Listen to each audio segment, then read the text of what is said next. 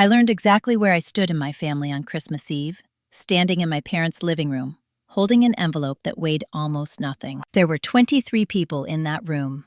Aunts in pearl necklaces, uncles smelling faintly of whiskey and aftershave, cousins scrolling on their phones, my parents glowing with the satisfaction of hosting another perfect holiday.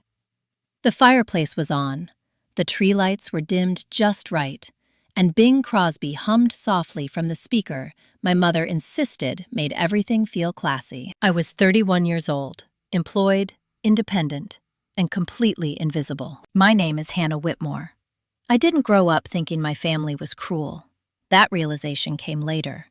Back then, I thought they were just particular, structured, traditional, the kind of family where roles were assigned early and never revised. My older brother Daniel was the pride, firstborn, business-minded, confident. My younger sister Elise was the heart, charming, social, married well. I was the extra piece, the reliable one, the one who filled in gaps and never asked for anything that might make people uncomfortable. That night, I brought homemade cranberry bread and a bottle of wine I couldn't really afford. My mother thanked me by handing the bread to my aunt and reminding me to help set out dessert plates. Daniel and Elise will open gifts first, she said, not unkindly, just factual, like stating the weather. I nodded. I always nodded. When my father finally stood to make his speech, the room quieted immediately. He loved these moments, loved being listened to. Family is everything, he said, raising his glass, especially during the holidays. Your mother and I are so proud of our children and the lives they've built. He looked at Daniel. My brother smiled, already knowing what was coming. This year, we wanted to do something meaningful, something forward-looking. My mother reached behind the tree and pulled out a large red box, glossy and expensive-looking. Daniel's name was written on it in her careful cursive. Inside was a leather folder. Inside that, documents. Elise squealed before anyone even explained. Daniel hugged my parents, laughing, shaking his head in disbelief. A down payment, my father said proudly. For the house. It's time. Applause. Genuine, enthusiastic applause. Then my mother reached for a second box. Smaller, but still substantial. Elise's name. Inside, a diamond bracelet.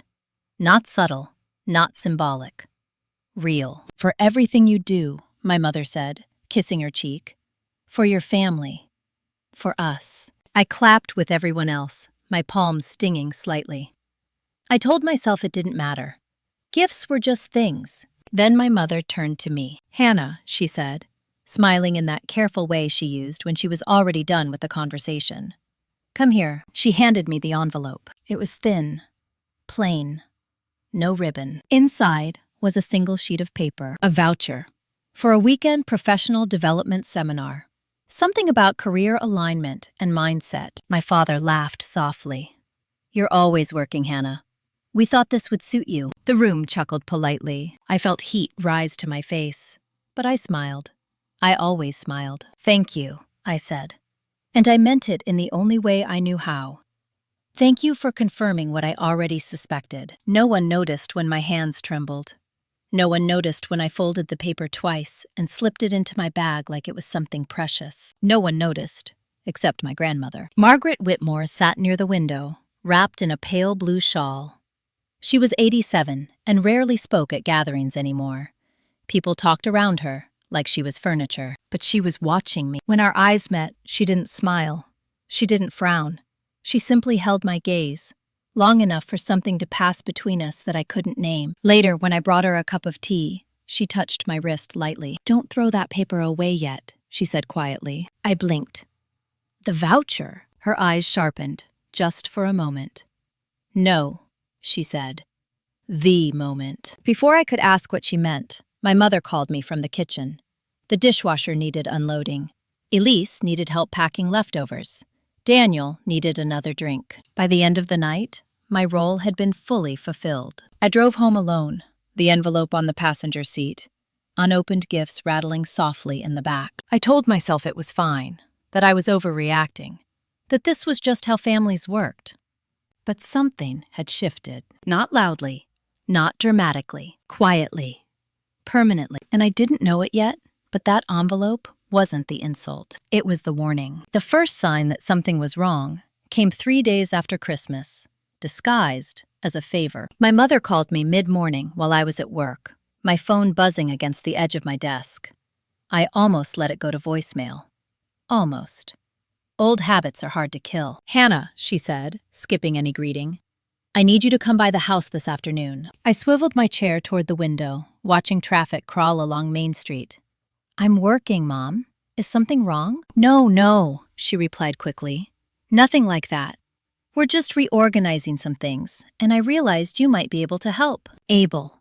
That word again. "With what?" I asked. A brief pause, papers rustling. I could picture her standing at the kitchen counter, phone wedged between shoulder and ear, already multitasking. "Your father and I are meeting with our financial advisor tomorrow," she said. "There are some documents we need to gather.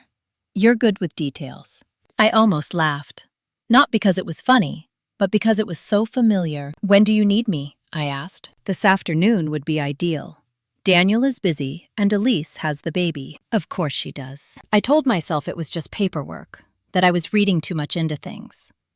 I left work early, drove to my parents' house, and let myself in with the spare key I'd never been asked to return. The living room looked different. Cleaner. Emptier. Boxes were stacked near the hallway.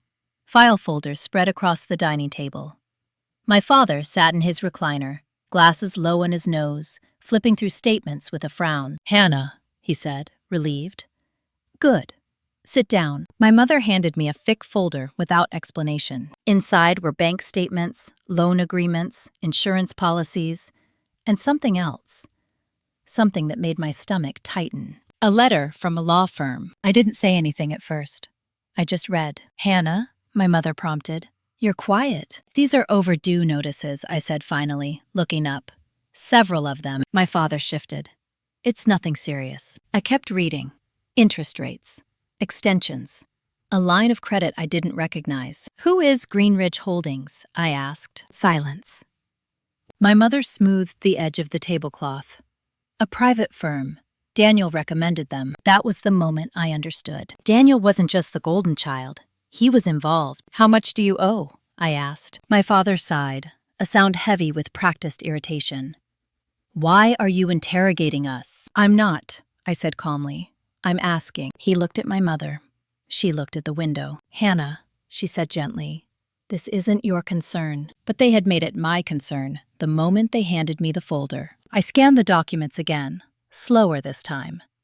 The numbers formed a picture I didn't like. A pattern of borrowing, of covering one hole by digging another. "And Grandma Margaret?" I asked quietly. "Where does she fit into this?" My mother stiffened. "What do you mean?" "There's a reference here," I said, tapping the page. "A property trust. Her house." My father stood abruptly. "That's enough." The chair scraped loudly against the floor. "You don't need to understand everything," he snapped. "We asked you to help organize, not to analyze." I met his gaze. I didn't raise my voice. I didn't apologize. "You involved her," I said. "Did you tell her?" My mother's voice sharpened. "You're being dramatic." I closed the folder carefully. "No," I said. "I'm being observant." The room felt smaller suddenly, like the walls were leaning in. "Hannah," my father said, slower now. "We trust Daniel. He knows what he's doing." That was the sentence that changed everything. Not because it was untrue, but because of what it revealed. They trusted him. They used me. I stood up. "I can't help with this." My mother's eyes widened. "What do you mean you can't?" "I mean I won't," I said. "Not without transparency." "This is family," she said, her voice dropping into that warning tone. "We don't question each other like this." I picked up my coat. "You don't." "I do," my father scoffed. "You're overstepping." I paused at the door, my hand on the knob. "No," I said. "I'm stepping back." I drove home shaking, not from fear, but from clarity. That night, I replayed the conversation again and again. The way my mother avoided specifics. The way my father shut me down. The way Daniel's name hovered over everything without him ever being present. I thought about my grandmother, about her quiet warning on Christmas Eve. The next morning, I went to see her. She lived in a small assisted living facility on the edge of town, the kind with neutral walls and too many inspirational posters. When I walked in, she was sitting by the window, knitting something lopsided and blue. "You came," she said, smiling. I did. I sat beside her and told her everything. I didn't exaggerate. I didn't soften it. I just told the truth. She listened without interrupting, her hands still moving, needles clicking softly. When I finished, she set the knitting down. "They think you're easy," she said. I frowned. "Easy to manage," she clarified, "because you don't make noise." That landed hard. "I don't want you involved in their mess," she continued. "They've been circling my house for months." My chest tightened. "What?" "They needed collateral," she said simply. I said, "No." I stared at her. "Then how?" Her eyes met mine, sharp, clear. "They don't have it," she said. "Not legally." Relief washed over me, followed by something colder. "They're going to try again," she added. I nodded slowly. "Then they won't succeed." She reached for my hand. "You're not the spare child, Hannah. You're the one they can't control. That scares them." I squeezed her hand back. For the first time, I didn't feel small. I felt alert. And somewhere, deep inside, a decision began to form. I wasn't invited to the meeting. That was the first thing my mother made very clear when she called 2 days later. "It's just your father, Daniel, and the advisor," she said, her tone light, dismissive. "No need for you to take time off work." I stood in my kitchen, phone pressed to my ear, staring at the coffee going cold on the counter. "I wasn't planning to," I replied. That wasn't a lie. I wasn't planning to ask. I was planning to show up. The meeting was scheduled for Friday morning at 9, at a downtown office building I'd passed 100 times without noticing. Whitman and Lowe Financial Services. Glass front, neutral logo, the kind of place that smelled like carpet cleaner and quiet desperation. I arrived 10 minutes early and sat in my car, engine off, hands resting on the steering wheel. I told myself I was just going to listen, that I wouldn't cause a scene, that I could leave if it felt wrong. It already felt wrong. Through the glass doors, I saw my father and Daniel at the reception desk. Daniel looked relaxed, confident. He wore a navy suit that fit perfectly, the kind you buy when you expect to be taken seriously. I waited until they disappeared into the conference room before I went in. The receptionist looked up. "Can I help you?" "Yes," I said calmly. "I'm Hannah Whitmore. I'm here for the 9 o'clock with Mr. Lowe." She checked the screen, hesitated. "I don't see your name." "I'm family," I said. "My parents asked me to bring some documents." That wasn't true. But it wasn't entirely false, either. She smiled politely. "You can wait just over there." I sat. I listened. I waited. 5 minutes later, a door opened. A man in his late 50s stepped out. Gray hair, careful posture. He looked surprised to see me. "Hannah," he said, checking his notes. "You're not on the agenda." "I know," I said, "but I need to hear this." Behind him, I saw my father's face tighten. Daniel's eyes narrowed. "This is a private discussion," Daniel said, standing. "She doesn't need to be here." Mr. Lowe hesitated. He looked from me to my father, then back again. "Miss Whitmore," he said slowly, "are you a party to any of these accounts?" "I might be," I replied, "depending on what you're about to discuss." That was enough. He gestured for me to come in. The room was small, neutral, designed to make difficult conversations feel less personal. A screen glowed at the far end, paused on a spreadsheet. I took the empty chair. No one spoke for a moment. Then Mr. Lowe cleared his throat. "As I was saying, the restructuring plan depends heavily on the property asset." My father nodded. Daniel leaned back, arms crossed. "The Whitmore residence on Cedar Lane," Mr. Lowe continued, "currently held in Margaret Whitmore's name." My chest tightened, but I didn't react. "To clarify," Mr. Lowe added, "the plan assumes that the property will be transferred or leveraged within the next 60 days. I looked at my father. "Assumes how?" Daniel answered instead. Grandma agreed. I turned to him slowly. "When?" He shrugged. "A while ago." "That's vague," I said. "What date?" My father snapped. "Hannah, stop this." I ignored him. "What date, Daniel?" He hesitated, just a fraction of a second too long. "Early fall," he said. She signed some papers. I felt something click into place. A quiet, terrifying alignment of facts. "That was when she was hospitalized," I said. After her fall, Daniel's jaw tightened. She was fine. She was on medication, I replied. Strong medication. Mr. Lowe shifted uncomfortably. To be clear, he said carefully, the documentation we have is legally sufficient.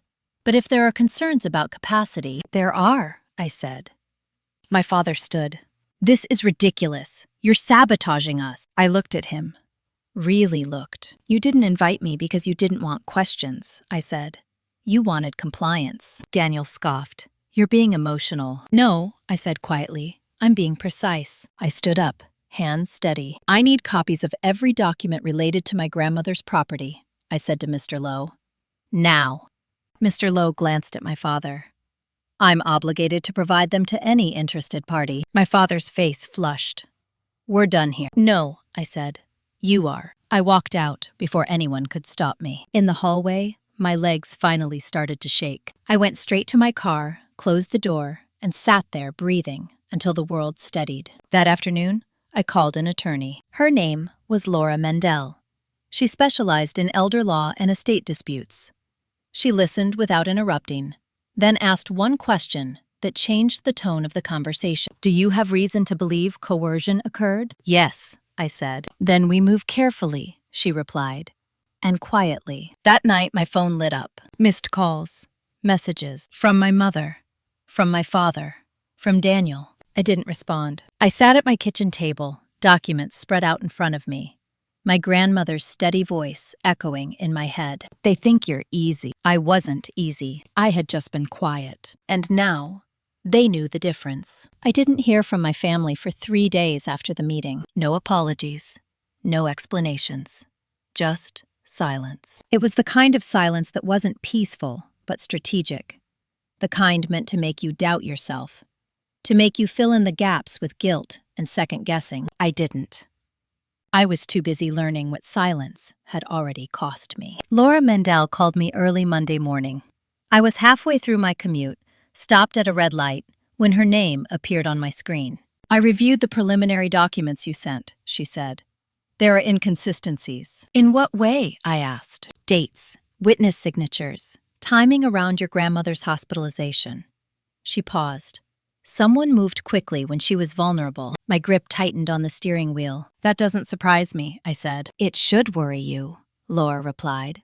Because once people cross that line, they rarely stop. By the time I reached my office, I had a list of next steps. Medical records, capacity evaluations, a formal request for all financial disclosures related to the property. And Hannah, Laura added before hanging up, do not confront them again. Let the paper trail do the talking. I agreed.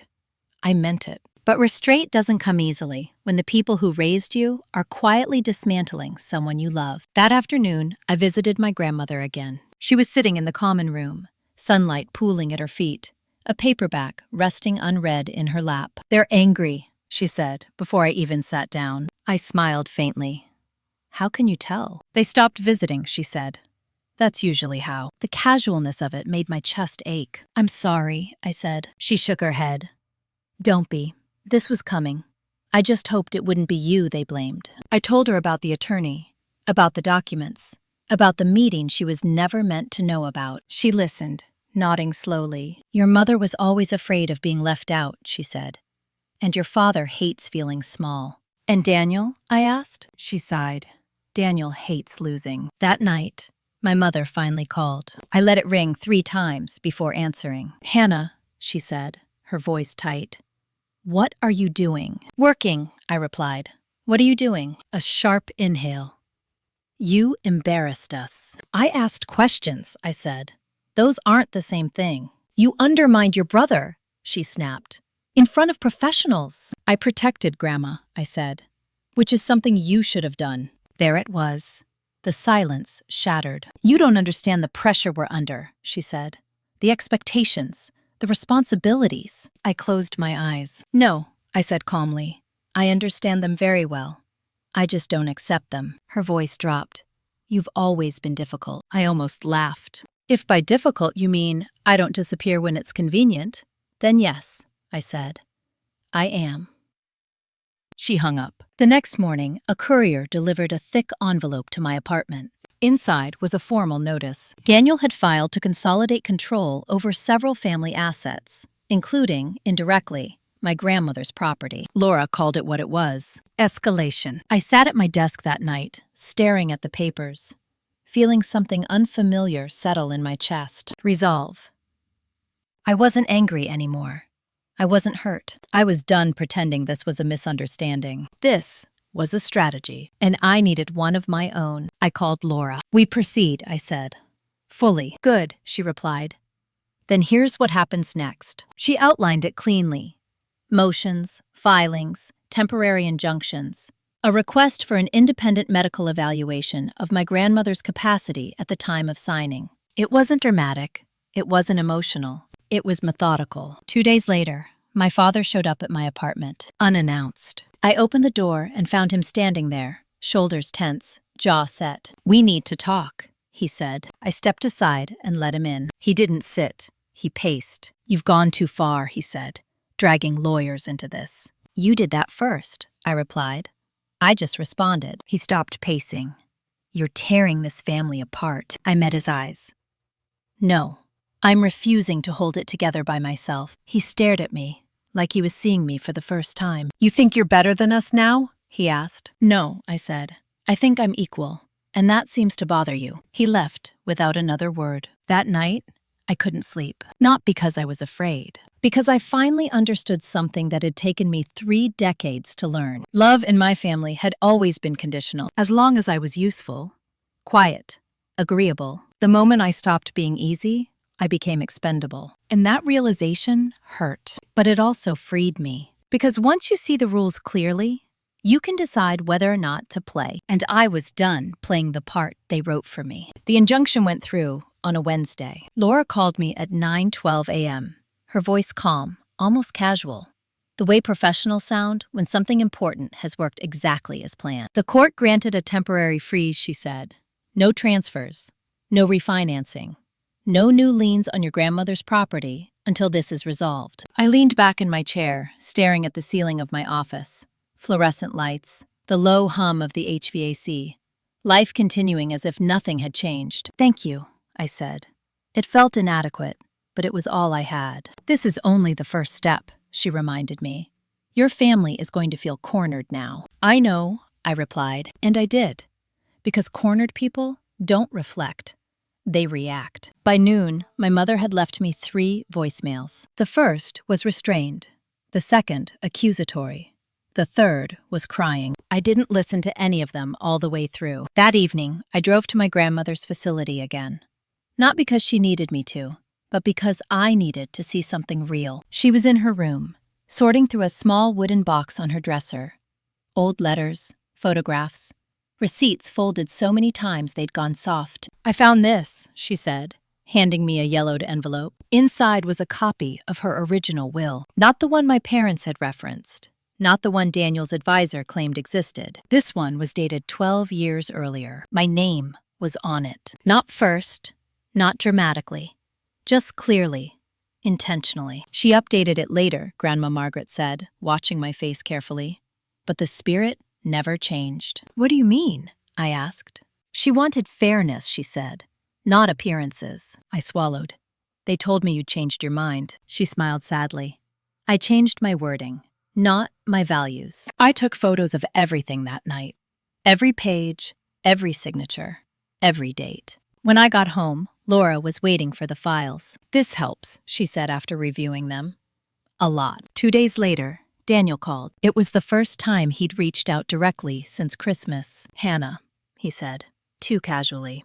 "We need to stop doing this through lawyers." I almost admired the audacity. "I disagree," I said. He sighed like I was being unreasonable. "You're misreading things." "No," I replied.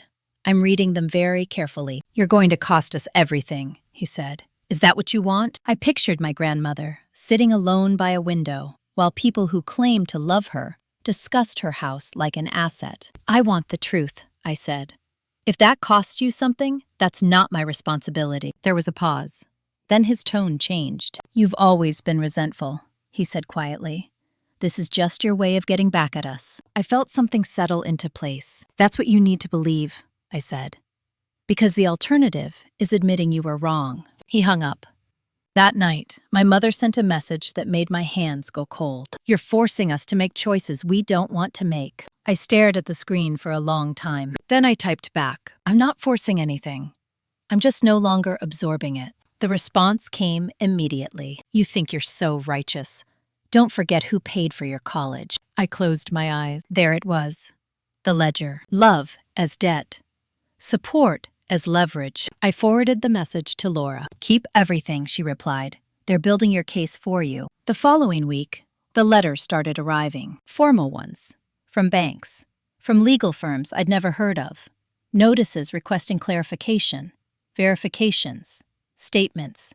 The family business wasn't as stable as they pretended. Daniel's investments were tangled, aggressive, risky, and slowly, quietly, the narrative shifted. From Hannah is overreacting to Hannah is standing in the way. From concern to irritation. From irritation to fear. The first real crack came when my aunt called me late one night. I shouldn't be doing this, she whispered. But I think you need to know. She told me about a meeting I hadn't known about pressure my parents were putting on relatives to present a united front, about how Daniel had framed me as unstable. They're scared, she said, not of you, of what you might uncover. I thanked her and hung up, my hands steady, my thoughts sharp. This wasn't personal anymore. It was structural. They had built their lives on assumptions, on silence, on the idea that certain people would never push back, and I had broken that assumption. 2 weeks later, Laura called again. We've scheduled the capacity review, she said. Independent physician, court appointed. When? I asked. Next Monday. I exhaled slowly. That weekend I stayed in. No family, no explanations.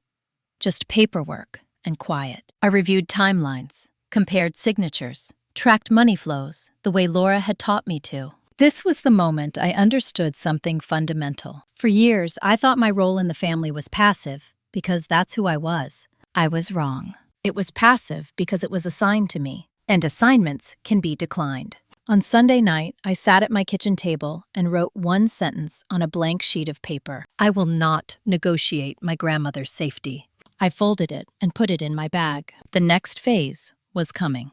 And it wouldn't be handled in living rooms or over emotional phone calls. It would be handled in offices, under oath, with records that didn't forget or forgive. For the first time, I wasn't bracing myself for impact. I was ready to move forward. The evaluation took place on a gray Monday morning, the kind that makes everything feel heavier than it is. I arrived early, as instructed. Neutral clothing, no jewelry, nothing that could be interpreted as influence.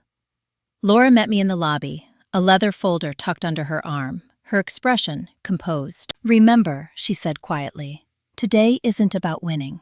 It's about clarity. I nodded. I felt calm. That scared me a little. The physician was a woman in her 40s with tired eyes and a voice that didn't waste words. Dr. Elaine Porter, court-appointed, independent. My grandmother sat beside me, hands folded neatly in her lap. She wore the blue shawl again. Her posture was straight, her gaze steady. Daniel arrived last, flanked by my father and mother. My mother wouldn't look at me. My father did, briefly, with something like disbelief. We were all sworn in. That was the moment the air changed. When the truth becomes something you have to carry out loud, people either shrink or harden. There's no middle ground. Dr. Porter asked her questions slowly, methodically. Dates, names, events, my grandmother answered without hesitation. When they reached the day she'd signed the documents, her voice faltered for the first time. I was in pain, she said. I remember that clearly. Daniel leaned forward. But you understood what you were signing. She turned to look at him. I understood that you were all very insistent. Silence. Dr. Porter wrote something down. My mother's hands twisted in her lap. What medications were you taking at the time? The doctor asked. My grandmother listed them. Strong ones. The kind that dull edges and blur intentions. Dr. Porter nodded. And who was present when you signed? My grandmother paused. Your son, she said to my father. And Daniel. My father's face drained of color. I didn't look at them. I didn't need to. The evaluation ended without drama, No raised voices, no accusations, just facts. Afterward, Laura pulled me aside. She's sharp, she said, and credible. That afternoon, the first formal motion was filed. The language was dry, clinical, devastating, undue influence, questionable capacity, conflict of interest. Daniel's attorney responded within 48 hours, aggressive and dismissive. They demanded a family mediation. Laura laughed when she told me. They want to control the setting, she said. They want to talk you into compliance. I shook my head. No mediation. Good, she replied, because we're past that. The backlash was immediate. My mother showed up at my office unannounced, her eyes red, her voice shaking. How could you do this to us? She demanded. I closed my office door. I didn't do anything to you, I said. I protected her. She's turning you against us, my mother said, pointing an accusing finger. She's always favored you. I stared at her. You're talking about your own mother, I said, and you're angry at her for needing protection. She broke then, sat in the chair, and cried. I gave up everything, she sobbed, for this family. I watched her quietly. So did I said. The difference is, I didn't take it back from someone weaker. She left without responding. That night, Daniel sent me a message that confirmed everything. If you keep this up, don't expect to be part of this family anymore. I read it twice. Then I forwarded it to Laura. Documented, she replied. The following week, the preliminary ruling came in. The court acknowledged sufficient concern to move forward with a full hearing. It wasn't a victory. It was a threshold. Crossing it meant there was no going back. My grandmother squeezed my hand when I told her. I never wanted you to fight for me, she said. I know, I replied. I'm fighting for myself, too. She smiled. On my way home that evening, I realized something that surprised me. I wasn't angry anymore. I wasn't even sad. I felt clear about who my family was. Clear about what love looked like when it wasn't tangled in control. Clear about what I was willing to lose and what I was not. Because once you've spoken the truth under oath, silence is no longer protection. It's just avoidance. And I had avoided enough for one lifetime. The first thing people don't tell you about legal battles is how boring they are. There are no dramatic speeches, no sudden confessions, just waiting. Emails, motions filed and acknowledged, weeks that stretch thin, then snap. And then, suddenly, everything accelerates. It started with a call from Laura, late on a Thursday evening. They're panicking, she said, and panicked people make mistakes. I sat on my couch, laptop open but untouched. What kind of mistakes? That got my attention. What did he change? She exhaled softly. Dates, amounts, and most importantly, who initiated the transfer discussion? My stomach tightened. That's perjury. Potentially, she said, if we can prove intent. The next morning, Laura forwarded me a copy of the filing. I read it slowly, line by line. Daniel now claimed that my grandmother had approached him about simplifying her estate, that she had been clear-minded and proactive, that the idea to leverage the house had been hers. It was careful, polished, and completely untrue. I didn't react. I didn't call him. I didn't confront anyone. I forwarded the document to my grandmother's physician, then to the facility administrator, then to Laura. Paper doesn't forget. That afternoon, my aunt called again. This time, she didn't whisper. They're furious, she said. Daniel and your parents had a meeting last night. Voices raised, doors closed. I said nothing.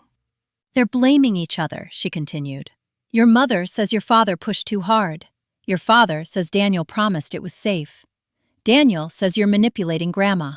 I thanked her and hung up. That was the moment I understood something important. This wasn't me versus them. This was them versus reality. The next escalation came in the form of an invitation, a formal one. Daniel requested a private meeting, just the two of us, no lawyers. I stared at the email for a long time. Laura's response was immediate and blunt. Absolutely not. I agreed. But I also knew something else. He wouldn't have asked if he wasn't losing ground. I replied with one sentence. Any communication should go through counsel. His reply came minutes later. You've changed. I didn't respond. Because he was right, but not in the way he meant. That weekend, my parents hosted a family dinner. I wasn't invited. I heard about it anyway. Relatives were told I was going through something, that I was confused, that lawyers had put ideas in my head. The story was tidy, comforting. It didn't hold. 2 cousins reached out privately, asked careful questions, not accusatory, curious. I answered them honestly. No dramatics, no emotional appeals, just facts.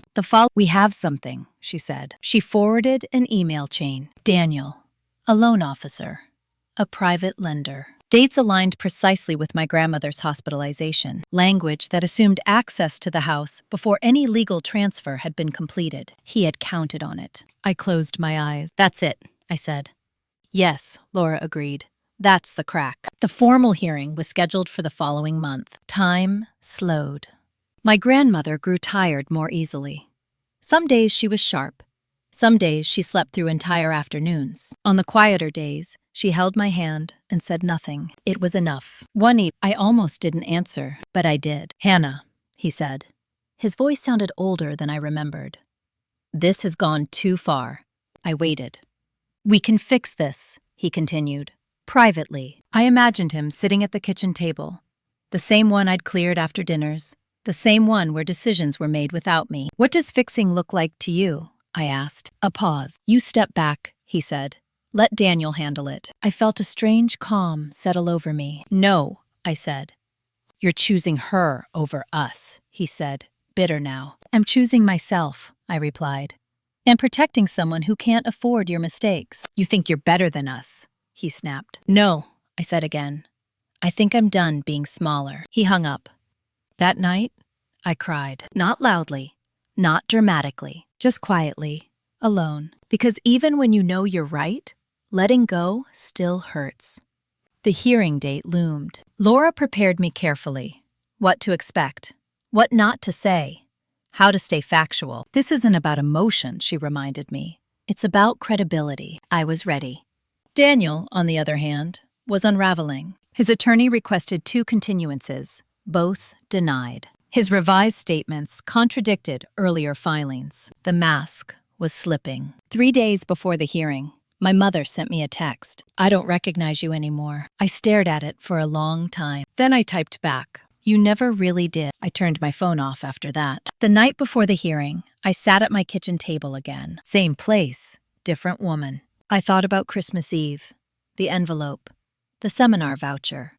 How small they'd tried to make me feel. I folded my notes carefully and placed them in my bag. Tomorrow, everything would be said out loud. Not in whispers, not behind closed doors. In a room where silence didn't protect anyone.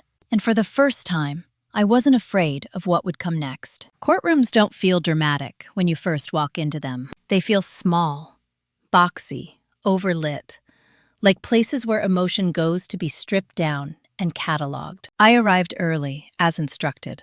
Laura was already there, files neatly stacked, her expression unreadable in the way good attorneys master. My grandmother arrived shortly after with her aide. She moved slowly, but her eyes were clear. When my parents entered, they didn't look at me. Daniel did. He smiled. Not warmly, not nervously. The kind of smile people use when they still believe they can control the outcome. That was his mistake. The judge was a woman in her early 60s. Silver hair pulled back, glasses perched low on her nose. She didn't waste time. We're here regarding the contested transfer of property belonging to Margaret Whitmore, she said. Let's proceed. Daniel's attorney went first. He spoke confidently. About intentions, about family cooperation, about how misunderstandings arise when emotions run high. He emphasized Daniel's role as a responsible son, a caretaker, a businessman who had only wanted to simplify matters. I watched Daniel as he listened. He nodded in the right places, sat upright, hands folded.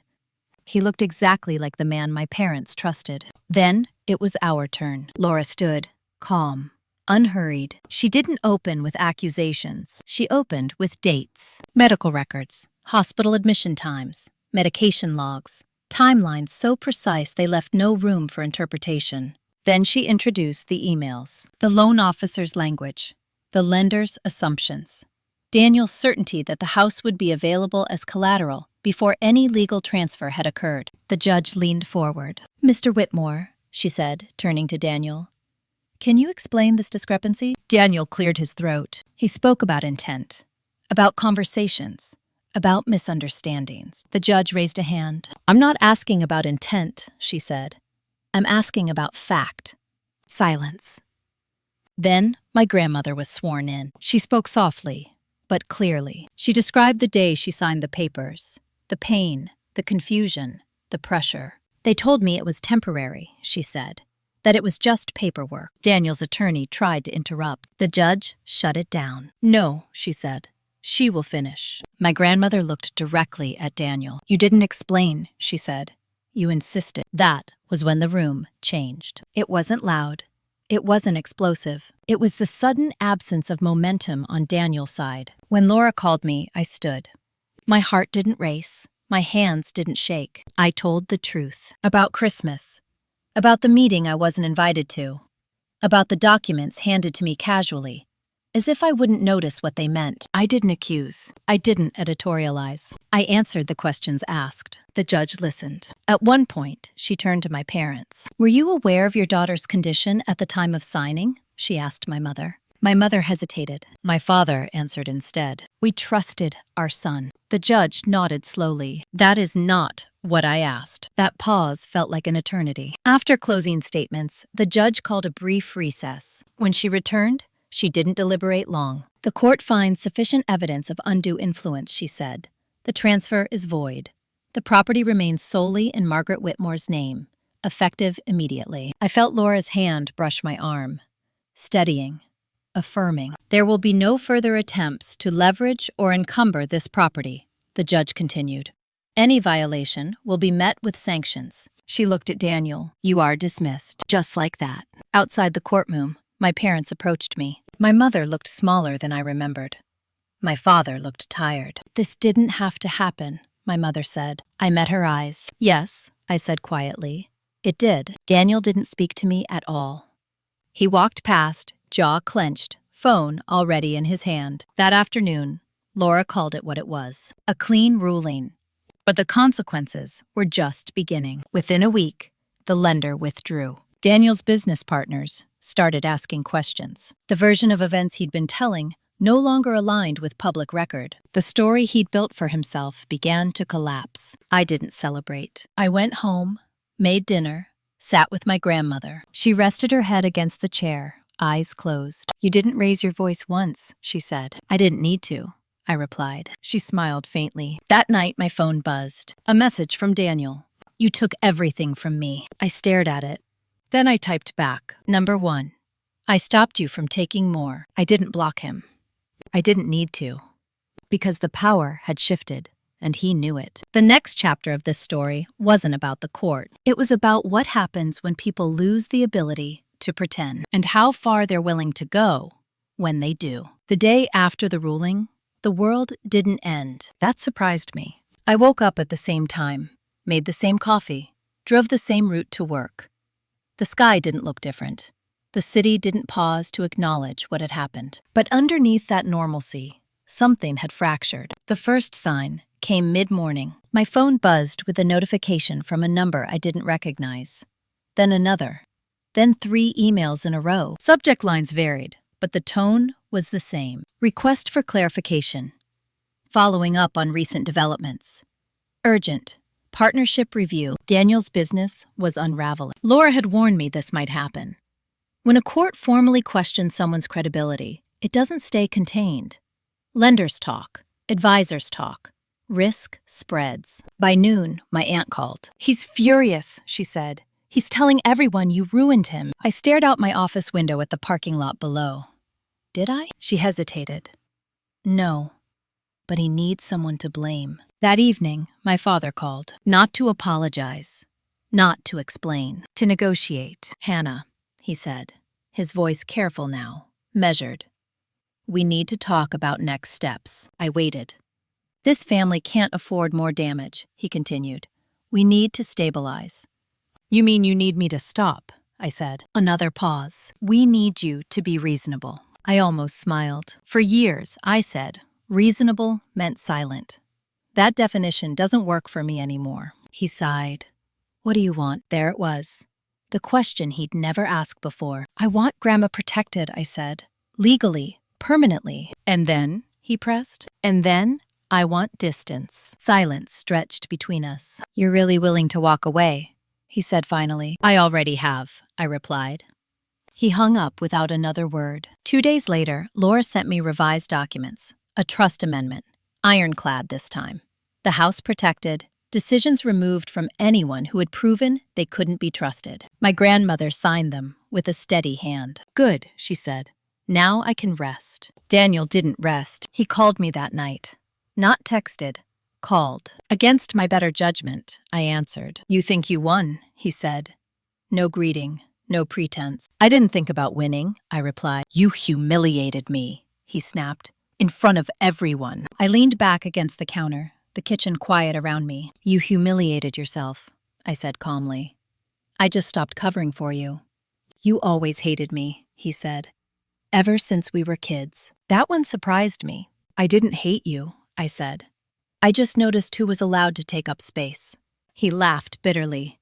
You're acting like some kind of hero. No, I said. I'm acting like an adult. He hung up. That was the last direct conversation we ever had. The following week, the consequences became public. A civil investigation into Daniel's lending practices. A partner quietly withdrawing. Another distancing himself pending review. My parents stopped calling. Not dramatically. Not with declarations. They just stopped. At first, the silence felt heavy. Then, it felt honest. I spent more time with my grandmother. We talked about things we'd never talked about before. Her childhood, her regrets, the choices she'd made trying to keep peace in a family that thrived on imbalance. I thought if I stayed quiet, things would settle, she said one afternoon. They never do. No, I agreed. They just sink deeper. One evening, I came home to find an envelope taped to my door. No return address. Inside was a handwritten note. You didn't have to do this. You could have chosen family. I recognized my mother's handwriting immediately. I folded the note and put it in a drawer. Family isn't something you choose once and obey forever. It's something people earn, over and over, by how they treat you. I didn't respond. A month later, Daniel moved out of state. That's what I heard anyway. No forwarding address, no goodbye. My parents downsized shortly after. The house felt too big now, I was told. Too many memories. Funny how space feels different when control leaves it. Life settled into a new rhythm, quieter, cleaner. But I knew better than to believe this was the end. Because people who lose power don't always disappear. Sometimes they wait. And I had a feeling the final reckoning wasn't about property or courtrooms. It was about inheritance, not just of money, but of truth. And that was still unresolved. The letter arrived on a Tuesday. Slipped through my mail slot like it had every right to be there. Cream-colored envelope. Legal return address. My grandmother's name typed neatly beneath it. For a moment, my heart stopped. Then I saw the date. She was still alive. Still sharp. Still calling me every evening to tell me what bloomed that day in her garden. I exhaled and opened it carefully. Inside was a formal notice from Laura's firm. Estate planning update. Attendance requested. I already knew what it meant. Still, my hands trembled slightly as I read. My grandmother had requested a formal reading of her updated will. Not after her death. Now. While she was still alive. While everyone was still capable of hearing exactly what she wanted. Laura had warned me weeks earlier that this might be coming. She doesn't want ambiguity, she'd said. She wants witnesses. The reading was scheduled for Friday afternoon in Laura's office conference room. All immediate family members were invited. That included my parents. And Daniel. I didn't sleep much that week. Not because I was afraid of the outcome, but because I knew what the room would feel like. I knew what it would cost her to say these things out loud. And I knew how badly the people who had always relied on silence would react when there was none left. Friday came too quickly. When I arrived, my grandmother was already seated at the head of the table, straight-backed, composed, wearing a simple gray cardigan she'd owned for years. My parents sat together on one side, stiff and formal. Daniel arrived last, eyes scanning the room like he was calculating exits. No one spoke. Laura entered, closed the door, and took her place. "This meeting is being documented," she said calmly. "Not because it has to be, but because Margaret requested it." My grandmother nodded once. Laura began with the formal language. Names, dates, legal phrasing that stripped sentiment from everything it touched. Then she stopped. "What I'm about to read," she said, "supersedes all prior versions." My mother shifted in her chair. Daniel leaned forward. The house was addressed first. The Cedar Lane property would remain in trust, exclusively for my grandmother's use during her lifetime. Upon her passing, ownership would transfer to me. No conditions. No shared control. No discussion. Daniel laughed under his breath. Laura continued. Monetary assets were next. Divided, but not evenly. My parents received modest provisions, enough to ensure stability, nothing more. Daniel's name appeared only once. A nominal amount. Symbolic. My mother gasped. My father stared at the table. Daniel stood up. "This is a joke," he said. "She's been manipulated." My grandmother looked at him calmly. "No," she said. "I've been clarified." The room went very still. "I watched all of you," she continued, "for years. I saw who showed up when it wasn't convenient. I saw who listened. I saw who waited for silence so they could move without resistance." She turned to my parents. "You taught your children that love was transactional," she said. Hannah refused that lesson. My mother started crying. Daniel slammed his hand on the table. "You're punishing me." "No," my grandmother replied. "I'm being honest." Laura cleared her throat. "There is one additional clause," she said. Everyone looked up. "In the event of any legal challenge to this will, all contested shares are forfeited and redirected to the charitable trust." Daniel froze. "What trust?" he demanded. Laura looked at me briefly, then back to the room. "The Margaret Whitmore Fund," she said. "Established for elder advocacy and legal protection against financial exploitation." Silence swallowed the room whole. My grandmother leaned back slightly, as if a long-held tension had finally released. "That's my legacy," she said. "Not silence, not fear. Protection." Daniel left without another word. My parents stayed behind, stunned. "Hannah," my mother whispered as I gathered my coat. "How could you let this happen?" I met her eyes. "I didn't let anything happen," I said. I stopped pretending it wasn't. I walked out with my grandmother, my hand steady at her elbow. Outside, the air felt different, lighter. The truth had been spoken, not shouted, not weaponized, just placed on the table where no one could look away. And for the first time, I understood something deeply. Inheritance isn't about what you receive. It's about what you refuse to pass on. After the will reading, nothing dramatic happened. No shouting in parking lots. No tearful apologies. No sudden reversals. Just distance. The kind that doesn't announce itself, but settles in quietly, rearranging your life without asking permission. My parents stopped calling entirely. Not out of anger, I think, but exhaustion. There was nothing left to negotiate, no leverage to apply. For the first time, conversations with me wouldn't lead anywhere they wanted to go. Daniel sent one final message a week later. "This isn't over." I read it once, then deleted it. Not blocked, not archived, deleted. Some doors don't need to be guarded. They just need to be closed. My grandmother, on the other hand, seemed lighter. She started sleeping better, eating more, laughing at small things. She had a way of touching her chest and saying, "I can breathe again," like something invisible had been lifted. We spent afternoons together now, not talking about the case, not talking about family. We talked about ordinary things, the way tomatoes tasted better when you grew them yourself. How she'd once wanted to be a teacher, but had married too young. How she regretted staying quiet when she'd seen patterns repeating. "I thought keeping peace was kindness," she told me one afternoon, sitting on her balcony. "But peace without fairness is just control wearing a polite face." That sentence stayed with me. At work, people noticed a change in me. Not a big one. Subtle. I spoke less in meetings, but when I did, it mattered.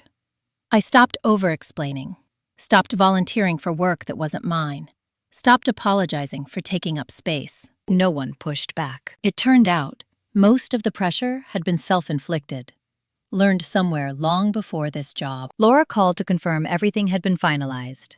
Trust registered, assets secured, no outstanding filings. "You're officially boring now," she joked. I smiled. That's my goal. 2 weeks later, my mother showed up at my grandmother's facility. I wasn't there, but I heard about it. She wanted to talk, my grandmother said later. I told her she could, but only if she listened. They sat together for half an hour. My mother cried, apologized, sort of, explained herself mostly.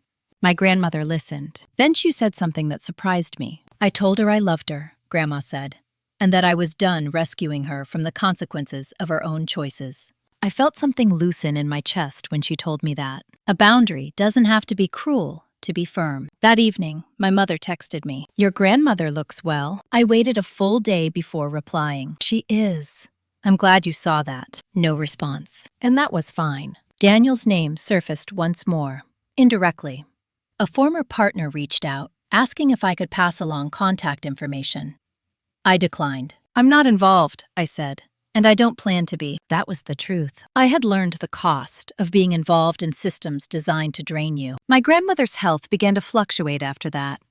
Some days were bright, some were heavy. We talked openly about the future, about her wishes, about end-of-life care. Not fearfully, practically. "I don't want people fighting over me when I'm gone," she said. "I've seen enough of that."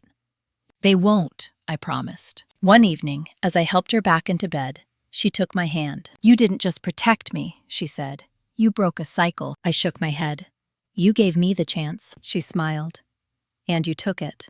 That matters." Driving, I wasn't waiting for closure anymore. I wasn't scanning for apologies. I wasn't hoping for reconciliation. I had one where my life wasn't defined by who hurt me, but by what I chose to build instead. There was only one chapter left, not about them, about me. It came quietly, on an ordinary morning, when I realized I hadn't checked my phone for hours and didn't feel anxious about what I might find. That was new. My grandmother passed away on a Sunday afternoon in late spring, peacefully, in her sleep. The nurse said she'd been calm all day, asking about the weather, commenting on how bright the garden looked from her window. I was there an hour later. I sat beside her bed, held her hand, and felt only gratitude. No unfinished conversations. No words left unsaid that mattered. She had lived long enough to see the truth spoken out loud, and that was more than many people ever get. The will was executed exactly as written. Quietly, efficiently. No one contested it. Not because they suddenly agreed with it, but because they knew they couldn't win. The house on Cedar Lane became mine on paper, but in practice it felt like hers still. I didn't rush to change anything. I kept her chair by the window, her books where she'd left them, the garden untouched for a full season, just to see what would come back on its own. Grief, I learned, doesn't always roar. Sometimes it settles in like dust, visible only when the light hits it just right. My parents attended the funeral, sat in the back, left early. We exchanged polite words, nothing more. Daniel didn't come. That too told me everything I needed to know. In the months that followed, my life didn't transform in any cinematic way. I didn't move cities. I didn't change careers. I didn't reinvent myself. I simply stopped living on standby. I made decisions, without rehearsing how I'd justify them, to people who were no longer entitled to explanations. I took weekends off without guilt. I let friendships fade if they required me to shrink. I said no without adding a reason. The house became a place of quiet restoration. I turned one room into a small office, another into a guest room for friends who knew how to sit without demanding anything. On warm evenings, I ate dinner on the back steps and listened to the neighborhood settle into itself. Sometimes I thought about Christmas Eve, about the envelope, about how small they'd tried to make me feel. I didn't feel anger anymore. I felt clarity. Here's the truth I wish I'd understood sooner. The most painful betrayals don't come from enemies. They come from systems that train you to accept less and call it love. They come from families that reward silence and punish self-respect. They come from being told over and over that keeping the peace is more important than keeping yourself. I wasn't strong because I fought back. I became strong when I stopped absorbing what never belonged to me. If you're listening to this and you recognize yourself somewhere in my story, I want you to hear this clearly. You don't need permission to set boundaries. You don't need a villain to justify distance. You don't need to wait for people to understand before you act. Sometimes, the bravest thing you can do is choose yourself quietly and let other people sit with the discomfort of that choice. I didn't win anything. I reclaimed something. My time, my voice, my right to decide what kind of life I was willing to live. And that was enough. If this story resonated with you, if you've ever been excluded, controlled, or made to feel small by the people who were supposed to protect you, you're not alone. Share your story in the comments. I read them all. And if you want to hear more stories like this, stories about revenge that isn't loud, about family drama that ends with dignity, about tables turning without shouting, like and subscribe. Sometimes the most powerful payback is simply refusing to disappear. Thank you for listening.